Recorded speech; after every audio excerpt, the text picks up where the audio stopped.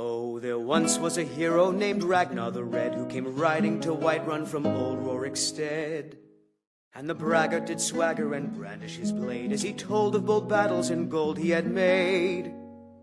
But then he went quiet, did Ragnar the Red, when he met the shield maiden Matilda, who said, "Oh, you talk and you lie and you drink all our mead."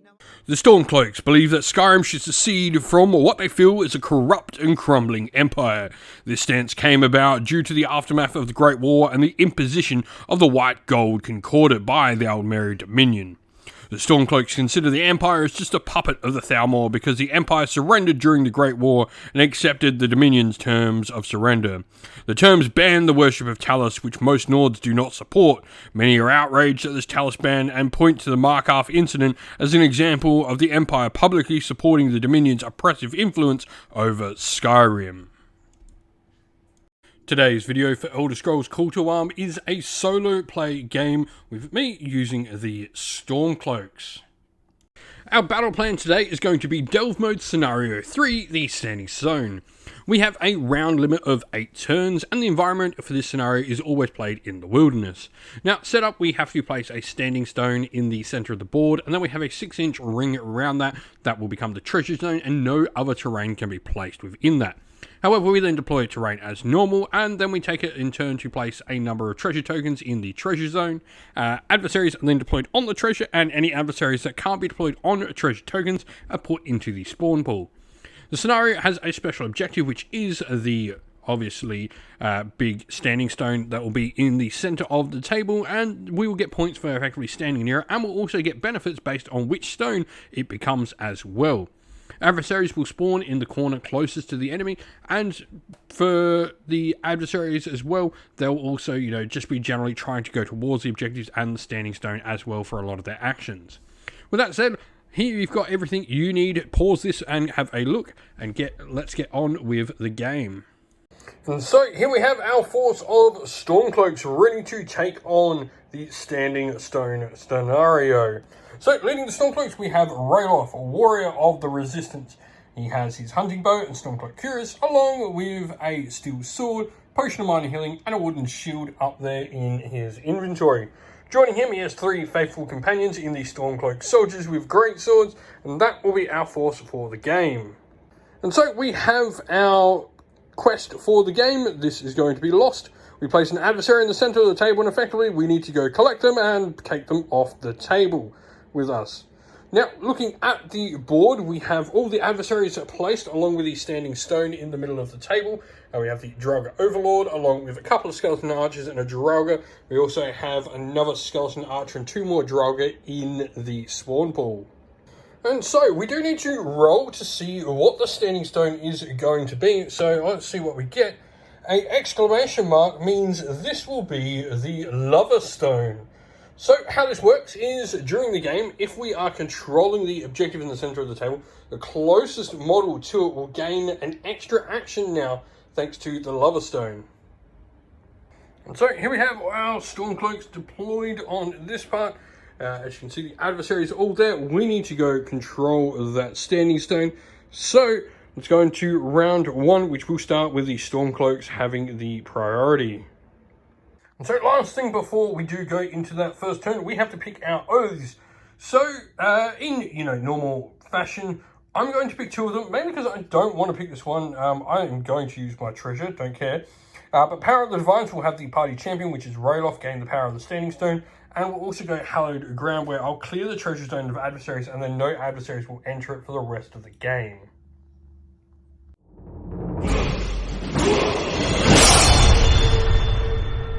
Today's video is brought to you by Gap Games, a fantastic retailer in Australia for a variety of different miniature war games. If you'd like to help support the channel, we have an affiliate link where by clicking on and purchasing, you'll help support the channel, but you'll also help support Gap Games, which is a fantastic servant to the community. And so, first activation for the game, we are going to activate Ralof. Ralof will spend a point of stamina, first of all, to make a 9-inch move. This brings him within 10 inch now, at short range with his hunting bow. And then we're going to spend another point of stamina to aim our shots, so spending 2 in the first round. So we will now be 2 green and a red on our shot with the hunting bow. So we're going to shoot the Draugr here. That will hit for 2 points of damage. However, the Draugr is going to get the benefit of the barricade there, so it is going to get 2 yellow for defense, and it blocks 3 and is fine. Alright, so we need to see which adversary is going to activate, so it is going to be number 7, so that is a Skeleton Archer to activate first for this game. And so it is going to be this skeleton here, so we'll roll to see what they do. That will be for the path of shoot. There will be a move, so it will keep where it is, and if it can see Rayloff, it will take a shot at him. And so it is going to aim with its shot because it hasn't spent anything, so that'll be a critical failure though, so it won't hit, thankfully.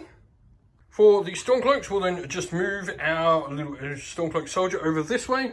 We'll go to the second adversary activation, which will be number 2. So that is the Draugr on the table to activate. So we'll roll to see what that Draugr is going to do. With the helmet for the Path of Might, that is objective, so it will just stay where it is.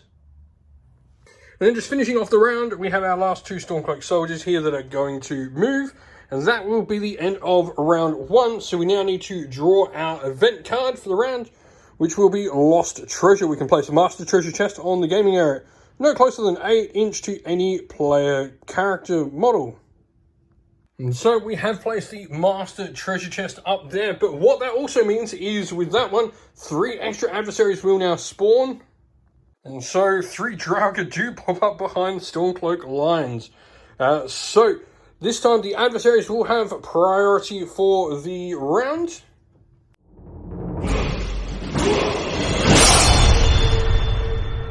And so we will see which adversary will activate at the beginning. Number 7, that is one of the skeletons on the table to activate. So that'll be the other one that's on the table that started. So that is that one up there. Seeing what this skeleton does here. Cross swords will mean it will make an attack. So it will try and move. And so that skeleton will now shoot the Stormcloak soldier here. So we will have a miss with it, luckily. Alright, Stormcloak soldier that was just targeted is now going to move up and fight that Draugr there. So we will roll 2 hits. A 9 helmet will allow us to add green, but that's still not going to bring us down even with the -3. That still brings us to 6, which will still be a miss. And so that Draugr is going to make a power attack back at the Stormcloak. And this will be the second activation for the adversaries. So he does hit for 3 points of damage. Alright, so yellow dice on defense here is all I've got. Need to stop something. I stop 1 and take 2 wounds on that Stormcloak. Rayloff will then move up for the next, spending a point of stamina up there. And we're going to take a shot at the skeleton here. No aiming this time, just going off a normal shot. So green-red, 5 will not hit for Rayloff. That'll be a miss. And so 2 is the number of adversary activations. So we go straight into our next Stormcloak. He's going to move up and try and strike that same one. So I did have to spend 9, so we are just going to be a straight black dice here. So 8 cross swords. And so we do get a second stab at it because of the cross swords. We get follow up with the green swords. So 5 still won't hit though, so nothing on the second attack. And then our last Stormcloak will throw up a 2-handed block after just moving the base, so he'll go back to full stamina for next round. That is the end of round 2 now, so we are going to go for the event for the phase, which will be Blessings of Talos. We can distribute Thuum. We don't have anyone with Thuum, and there are no more adversaries to add into play because we haven't actually killed anything in 2 rounds so far, so next round will be the Adventurers taking priority.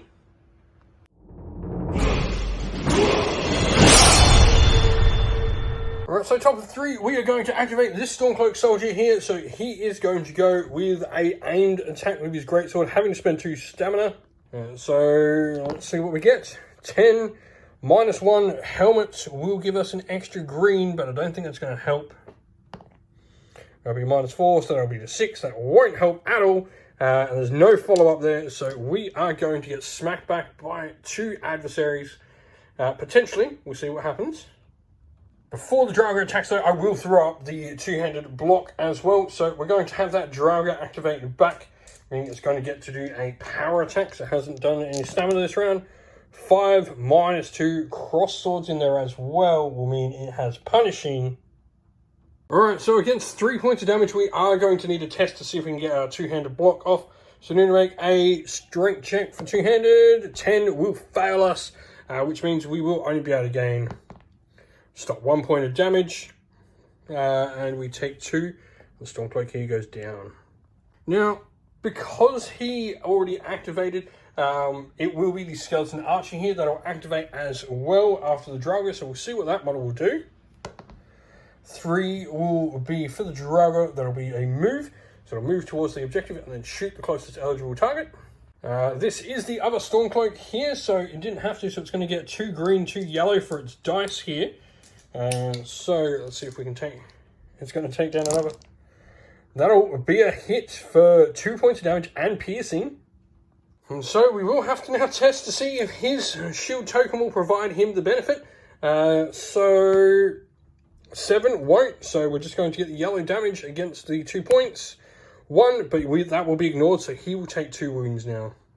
We are then going to go with said Wounded Warrior. He's going to move into the skeleton and then going to be able to perform a aim strike for 2 points of stamina, and he's also got an extra green in there thanks to outnumbering. 10 minus 5, that'll still be a 5. That'll fail by a single point. Oh dear. So we're going to have to go with his buddy here, who will make the exact same attack. Rolling like terrible for them. So see what he does. That'll be a crit, which will add an extra black into the damage. So that'll be 3 points of damage with a helmet and a crossword. So I do have follow-up if I need to. The helmet will be able to add an extra green, which I don't need.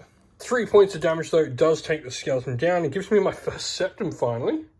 And then we are going to go with Ralof, who will make a move and a search action on the Master Treasure Chest, which is open. Oh, we needed some luck going our way. But watch it be trapped now. No, it's not. So we will get a Master Treasure. So what does Ralof pick up? He gets the Drainheart Sword. Absorb Stamina, Enchanted, Piercing 1, Green, Red, potential Yellow add. And so Ralof there will gain a free swap. So I'm going to equip the Drainheart Sword now. And then that'll be the end of his activation. Master Treasure Chest is gone. So we'll have the event now for turn 3, which will be Regatus's Letter. At the start of the next turn, place a spare NPC token on the board, no closer than 9 inches to any of your model. This is Leonidas. We have to try and give him a message.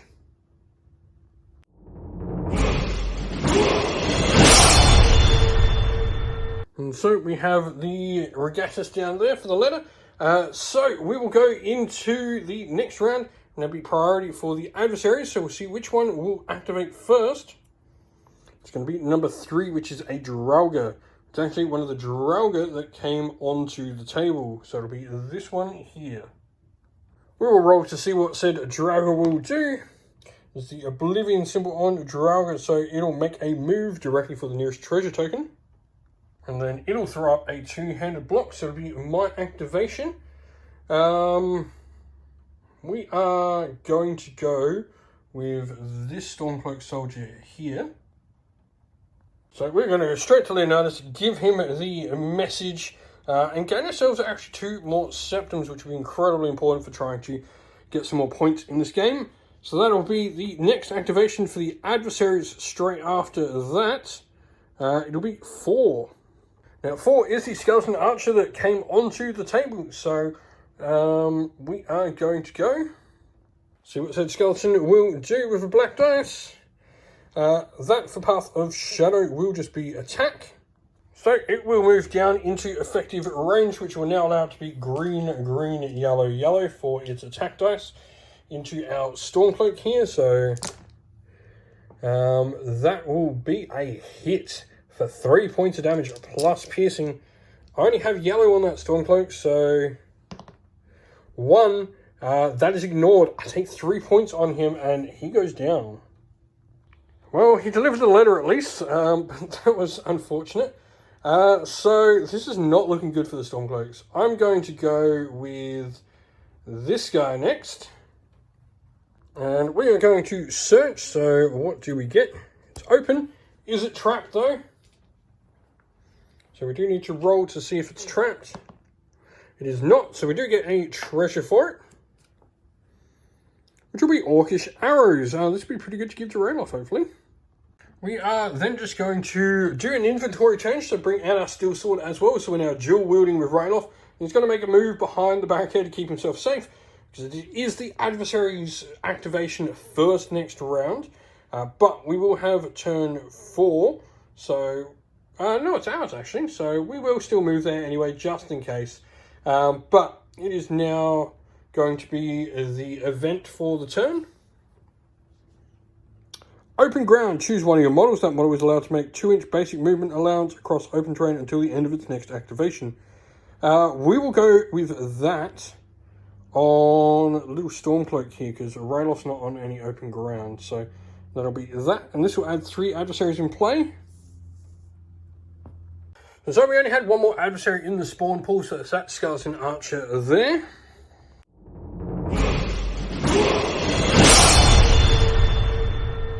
So it is actually our turn first with the Stormcloaks on turn 5. So Ralof is going to go. Alright, so Ralof is going to go for a dual wield strike here. So we're going to attack the Draugr first with the Draenheart sword, and we are going to power attack that one. Because we can't use the same boost twice, but we can use each boost. So we're going to power attack with the sword that is more likely to hit, potentially, hopefully. So that'll hit for 2 points of damage. Cross swords means it's also piercing 1, which gets us to that magic 3 points of damage, which a Draugr cannot stop. And then we are going to aim the second one, because we can use this on the second. This will hopefully help negate the -2 modifier we're suffering. With 6 -4, that'll hit for just a point of damage though. So Skeleton has a base yellow, and it saves none, so we take that out as well. Go Ralof. And so now we're going to see which adversary is going to activate. And it'll be number... when we can see it. Number 1. That is the Draugr Overlord. Oh dear. So let's see what he does. I've just killed 2 of his minions. He's not impressed. Cross swords on Path of Might means he's going to move. That's not good. And so after that move, he's going to be able to do an aimed one of his shouts, which is just a base range attack for him. So it is red, yellow, green, which will crit. And so that'll do an extra point of black. And so with all of that at range, that's also going to be piercing 1. So it's 4, 5. There is nothing I can do with that Stormcloak to save that. So he is going to go down as well. It is Ralof left all by his lonesome. And so I don't have any more activations, so there's still an adversary to activate. So we will see which one will activate now. Be number 3, which is a Draugr. Number 3 is this Draugr down here. Seeing what that particular Draugr will do, that will be on the Path of Might. It'll just be a move, so it'll move towards the closest treasure token. And so it'll move up like that. And also the Draugr here has moved into contact with the Lost. So that'll actually mean that that is removed from the game, because that token is now gone. We failed to save the villager. That'll be the end of the round. So we now go into the event phase, which will be Calm Before the Storm. The Blizzard rules aren't in effect at the moment, so we'll now have them in effect from the next turn.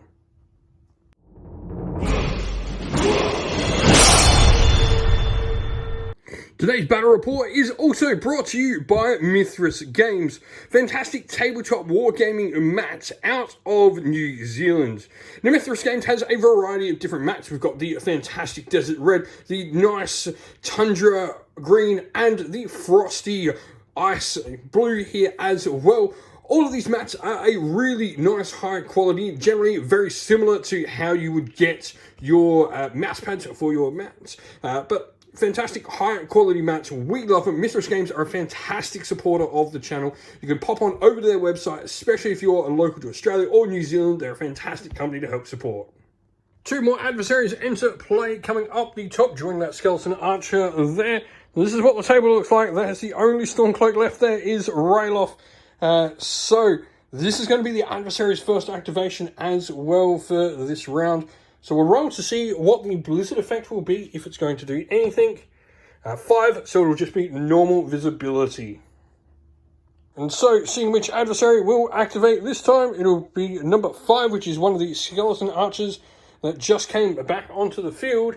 So up there, roll to see what that model does. Is going to be 3. So that is the base, so that is just going to be an attack. And so Skeleton Archer did have to move, so we are now going to attack Rayloff. So it is close range.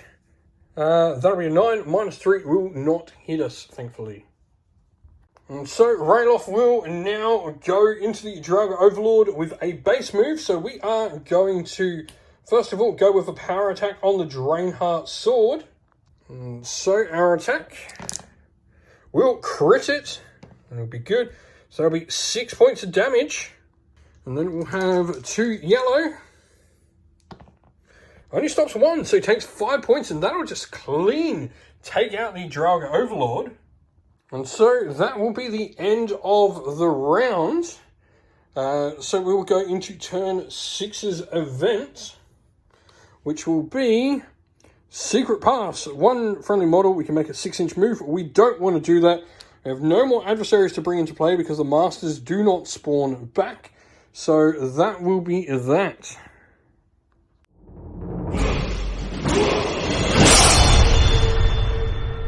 Totally forgot. Actually, we would have had one more adversary activate. So it'll be number 2, which is one of the Draugr.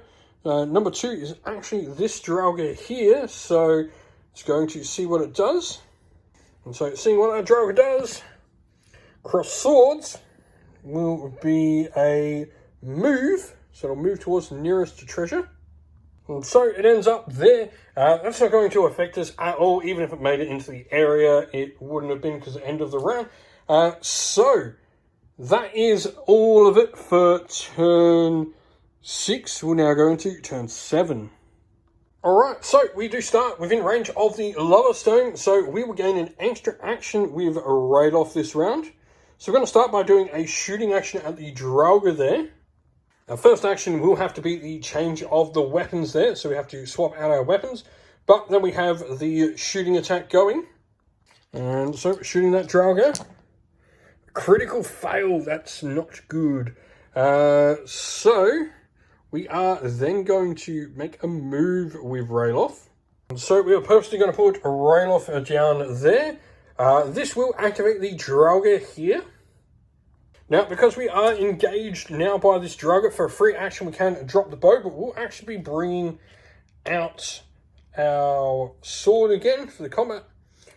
So let's go with the attack from the Draugr into us. Crits us. Oh dear, this might have been a terrible, terrible mistake. So that'll be 3 points of damage, 4 points of damage. So this will be 4 points of damage with piercing, so 1 stopped. Helmet allows us to roll another yellow. Another, so it's 2. So that means we stop 1. We take 4, which is enough to drop Rayloff. So the game is going to come down to, can we now pass this stamina check? So critical fail as well. After all that, Rayloff goes down. And that'll be the end of the game for the Stormcloaks. We will have gotten 6 victory points. We will go to 7 victory points for having our party champion gain the benefit of the Standing Stone, which means we will be 0 to 7 VP. We'll be a single victory point shy of getting the win in any form, so it will be a loss for the Stormcloaks. And so, thank you for watching. We hope you enjoyed the video. If you did, please don't forget to leave a like, subscribe to the channel for more content, and also drop a comment down below letting us know what you thought about the video.